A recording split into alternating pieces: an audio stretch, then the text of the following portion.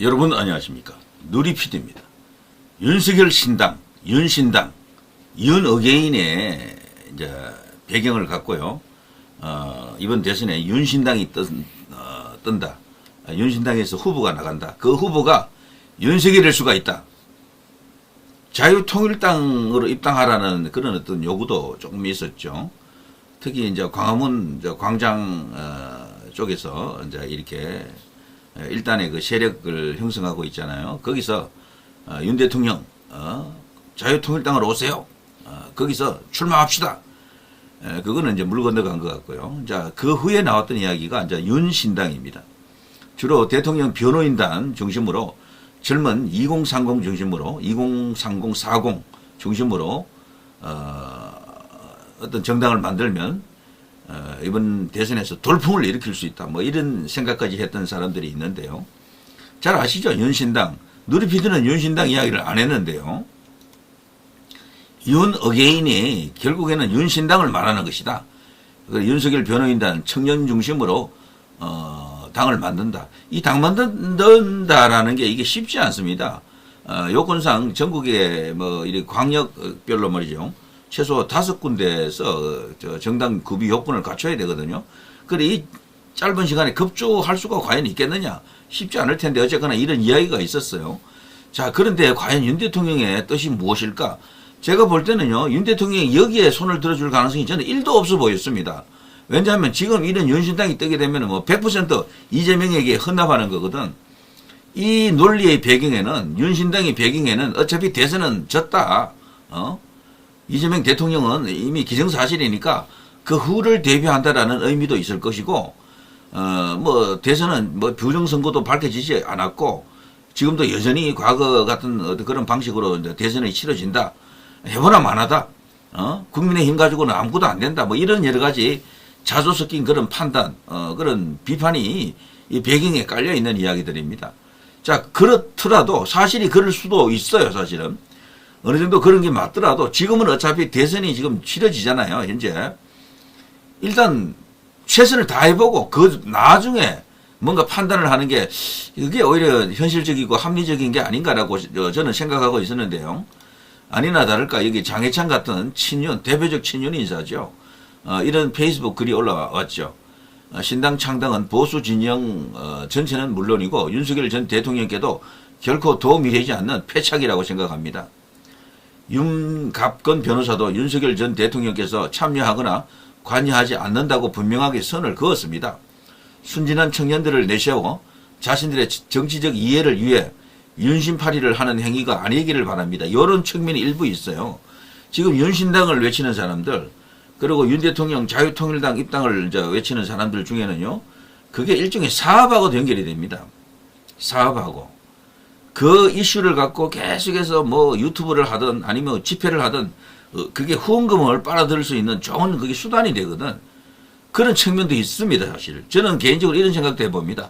후원금이 없다면은 집회가 과연 가능하겠느냐? 저는 없다고 봐요. 그리고 후원금이 말이죠. 집회를 열더라도 대체적인 집회에서는 집회 주최자가 돈을 만지기가 힘들어요. 구조적으로.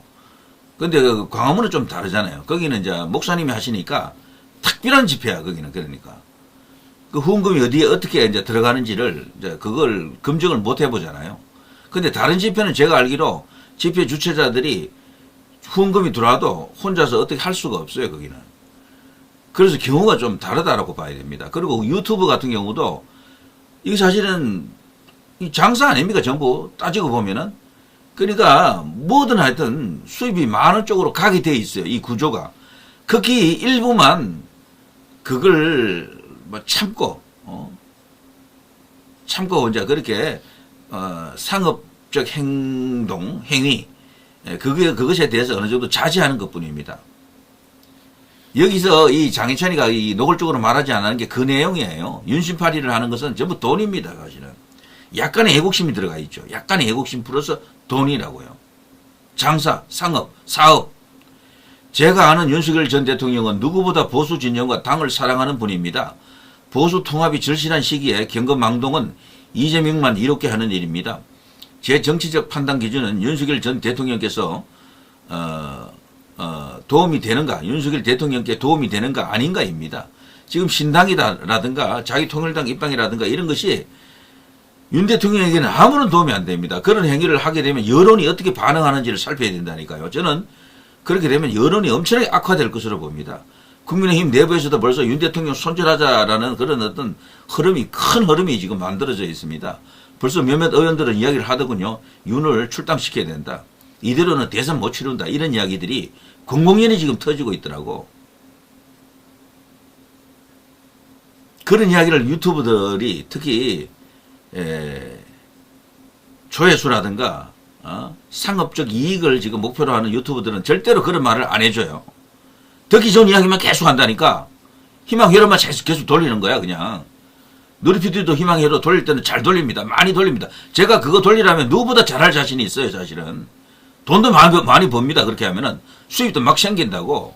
근데 제가 이 대선 국민에서는 제가 그걸 일제 안 하고 있어요 지금. 희망회로를 될선대로 안 돌리려고 합니다. 다만 김문수 그리고 한덕수 조합이면 이길 수 있다라는 요 논리만을 계속해서 제가 리바이벌 하는 거죠. 새로운 어떤 장치, 새로운 어떤 수단, 새로운 어떤 이미지, 새로운 어떤 개념을 갖고 계속해서 그 두 시너지만이 이번 대선에서 그나마도 해볼 수 있는 유일한 카드다라는 걸 이야기를 자꾸 하고 있죠. 자, 단언하건대 신당 창당 움직임은 윤석열 대통령께 해를 끼치는 일이다. 그래서 반대한다. 이게 맞는 이야기거든요. 제대로 윤석열 대통령을 아끼고 지지하는 사람이라면 이런 생각을, 합리적인 생각, 현실적인 생각을 해야 됩니다. 내 생각이 다가 아니에요. 내가 지금 지지하는 윤석열 대통령이 어떤 생각을 갖고 있느냐를 잘 읽어야 된다니까. 자, 이렇게 나오잖아요. 윤 의게인 신당 창당 보류, 윤이 만료했다. 이런 기사가 나왔잖아요. 국민일보. 이게 대선 국면인데요. 지금 당을 만든다라는 것도 불가능하고 대선 후보 낸다라는 것도 말이 안 되는 겁니다, 지금. 자, 여기 보면요.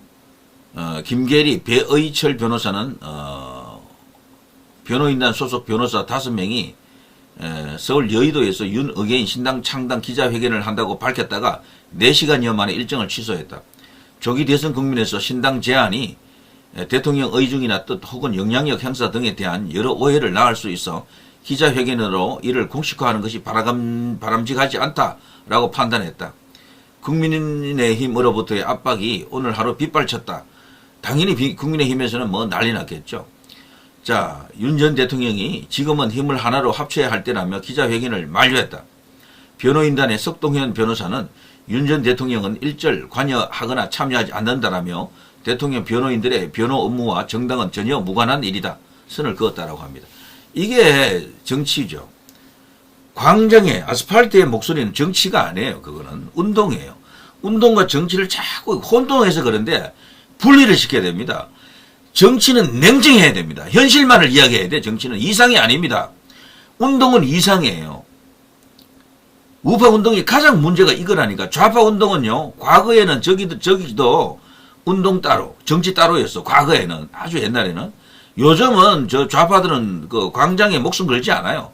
왜냐하면 그것보다 더 좋은 SNS가 있기 때문에 그래. 뭐 탁 하면 뭐 벌써 몇백만이 바로 보는데. 그래도 형식적으로 거기도 집회를 하는 세력이 있기는 있죠. 뭐 여러 가지 이유가 있습니다. 그게 뭐 효과가 있어서 하는 것도 아니에요. 거기도 사업적 목적이 강해요. 그렇게 함으로써 많은 후원을 이제 얻어낼 수 있다는 그런 어떤 뭐 조건이 있으니까 그렇게 하는 겁니다. 자, 아무튼요. 대통령을 진정으로 아끼고 사랑하고 지지한다면은 대통령에게 진짜로 도움이 되는 선택을 할 수 있도록 해줘야 됩니다. 저는 젊은 신당이 생기면 좋다고 봅니다. 그런데 지금은 아닌 거지. 지금은.